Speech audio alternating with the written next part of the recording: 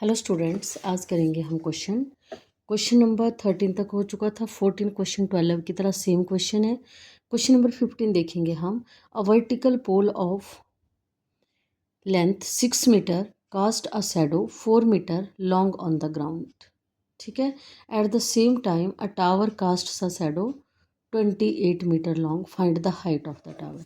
मतलब आपके पास क्या है, आपके पास है एक वर्टिकल पोल। क्वेश्चन नंबर डालिए, क्वेश्चन नंबर 15। क्या है आपके पास question?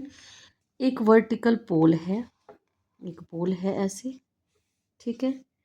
Vertical pole of vertical pole of length 6 metre cast shadow 6 metre cast shadow, मतलब 6 मीटर क्या है, इसके ऊपर शैडो है।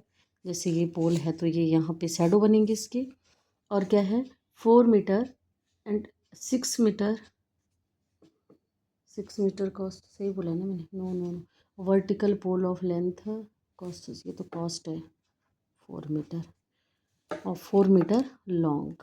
ये 4 है और ये क्या बनेगा 6 मीटर, क्योंकि क्या बोला हुआ है 6 metre. A vertical pole of length, एक वर्टिकल पोल है जो 6 मीटर जिसकी हाइट है, लेंथ मीन्स इसको नाम दे दीजिए ABC। ठीक है। और एट द सेम टाइम एक उसी टाइम पे एक वर्टिकल टावर भी है। ठीक है। एक वर्टिकल टावर है जिसकी आपके पास शैडो दी हुई है। कितनी दी हुई है शैडो? ऐसे 28 मीटर। ये 28 मीटर है, ये 4 मीटर है। इसका नाम दे दो DEF, जो भी आप देना चाहो। ठीक है। वर्टिकल है तो ये वाले एंगल क्या है 90 डिग्री, 90 डिग्री। अच्छा, हमें ये क्या निकालना, क्या है हमें? Find the height of the tower. हमें मीन्स DE निकालना है, हमें नहीं पता। अब DE निकालने के लिए क्या सॉल्यूशन है? पहले तो हम इन ट्रायंगल्स को सिमिलर करें। पहले तो गिवन लिखिए, triangle ABC, in triangle ABC AB equal to 6 metre and BC equal to 4 metre. ठीक है। BC equal to 4 metre. और क्या दिया है साथ में? In triangle DEF, DE is perpendicular to EF, और यहाँ भी लिख सकते हो AB is perpendicular to BC। साथ में क्या दिया हुआ है? EF equal to 28 metre. ठीक, यहाँ तक हो गया। प्रूफ क्या करना है? प्रूफ DE मीन्स क्या है, ये हाइट ऑफ टावर। हमें नहीं पता। ठीक है। अब करेंगे प्रूफ। प्रूफ करने से पहले ही इन दोनों ट्रायंगल को देखते हैं, इन triangle ABC and triangle DEF। ठीक, दो ट्रायंगल है, इनको हमें सिमिलर करना है। सिमिलर करने के लिए कंडीशन देखिए, या तो पहले हम बोल सकते हैं angle E equal to angle B 90 degree, given है। ये वर्टिकल है, बिल्कुल सीधे हैं तो 90 डिग्री का एंगल बनेंगे। एक तो ये हो गया। और दूसरा आप बोल सकते हो angle F equal to angle C। ये E है, इसको F मत समझना। Angle F equal to C बता देती हूँ। Angular elevation of sun, angular elevation. अब मान लीजिए धूप है, धूप के लिए चाहे इतना सा बिल्डिंग हो, चाहे इतनी सी कोई दीवार हो, चाहे बड़ी दीवार हो, जो धूप से जो रेज आएंगी सन की, वो एंगल ऑफ एलिवेशन कितना बनेगा? ये इक्वल एंगल ऑफ एलिवेशन होता है। क्लियर? पता है ना आपको? ये समझ में आई मेरी बात? जैसे मान लीजिए चाहे इतनी हो दीवार, चाहे इतनी बड़ी हो, जब यहाँ से सन की रेज आएंगी तो ये जो एंगल बनेगा ये इक्वल बनेगा, एंगल इक्वल बनेगा। क्लियर? शैडो आगे पीछे हो सकती है, एंगल इक्वल बनेगा। बात समझ में आई मेरी? हो गया दो। So triangle ABC is similar to triangle DEF by, अब क्या रीजन क्या दिया? दोनों एंगल बाई एंगल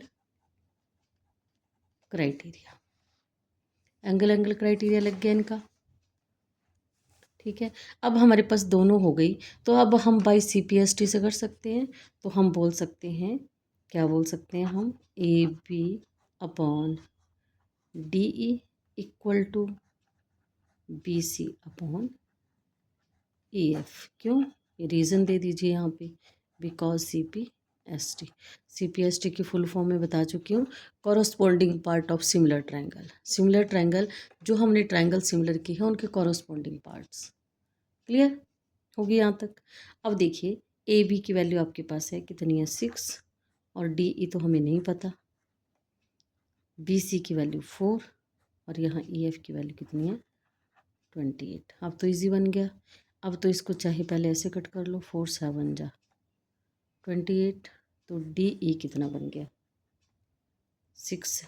देखो ना, अगर आपको ऐसे वैसे तो समझ आना चाहिए, मैं गलत कर रही हूँ। 6 upon DE equal to 1/7, cross multiplication हो जाएगी, तो DE इक्वल टू 6 7 जा 42 मीटर। मतलब हाइट ऑफ द टावर कितनी होगी 42 मीटर। आई होप आपको क्लियर हो गया होगा। ओके, इसी को टर्म चेंज करके कुछ और भी दे दिया जा सकता है। आपको क्वेश्चन का मेथड पता लगना चाहिए कि क्वेश्चन कर कैसे रहे हैं। क्लियर। इसके आगे वाला question, last question of this exercise, क्या दिया हुआ है आपके पास, देखिए। AD, if AD and PM of median of triangle ABC and PQ are respectively where ABC is similar to PQR, prove that AB upon PQ equal to AD upon PM। ठीक है, ऐसा question भी हम कर चुके हैं, already कर चुके हैं।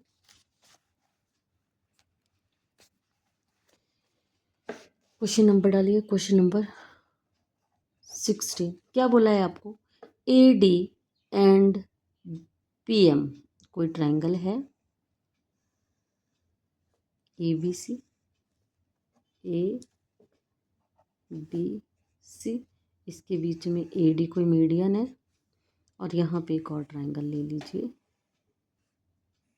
PQR। विजिबल हो रहा है ना आपको, PQR। PQR को ट्रायंगल ले ली, इसमें PM मीडियन ले लिया। ठीक है, जो जो बोला हुआ था। अब लिखिए गिवन। गिवन में क्या आएगा आपका, इन ट्रायंगल ABC क्या दिया हुआ है, AD median, AD is median, and in triangle PQR PM is median. PM is median है, इट मीन्स हम ऊपर ही लिख लेते हैं। हमें पता है कि BD इक्वल टू DC बनेगा, and QM equal to MR बनेगा। यही है ना मीडियन का मतलब।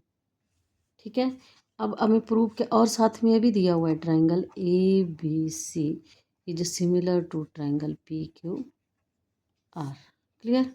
हमें प्रूव क्या करना है, हमें प्रूव करना है AB upon PQ equal to AD upon PM। ठीक है, प्रूफ की तरफ बढ़ते हैं। अब प्रूफ में सबसे पहले तो हमारे पास, अगर हम क्या बोलें, अगर मैं ऐसे बता दूं आपको कि AD बोला है मीडियन, AD इज मीडियन,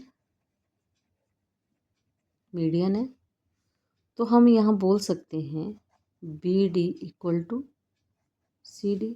पर हम इसको ये भी तो बोल सकते हैं कि BC equal to 2 of BD और 2 ऑफ CD।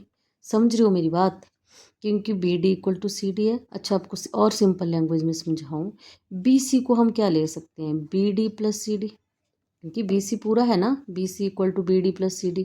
अब क्योंकि ये दोनों इक्वल हैं, तो इसको हम BD प्लस BD भी बोल सकते हैं ना, because BD equal to CD। तो मैंने आपको प्रूव करके भी बता दिया है। सिमिलरली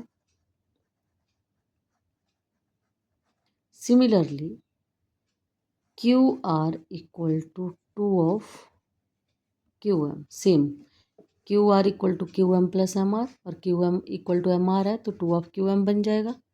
समझ में आई मेरी बात? अब क्योंकि आपको दिया हुआ है, आप बोल सकते हैं A B upon P Q equal to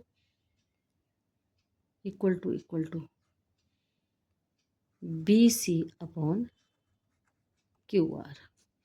हम यहाँ पे ये भी बोल सकते हैं sorry, A B upon P Q equal to, मैंने बी सी को क्या बोला, 2 of C D, B D बोल दो, हाँ 2 ऑफ बी डी और 2 ऑफ क्यू एम। यहाँ से कट गया क्योंकि रीज़न दे दोगे यहाँ पे, रीज़न क्या वैसे हमने ऊपर समझा ही दिया, समझ में आएगी मेरी बात।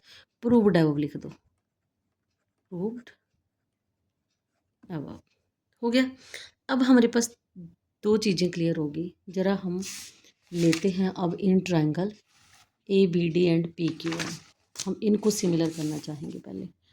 इन triangle A B D and triangle P Q M, तो हम बोल सकते हैं ना A B upon P Q equal to क्या बन जाएगा, अभी हमने क्या किया, B D equal to V D upon Q M, यही किया ना हमने भी।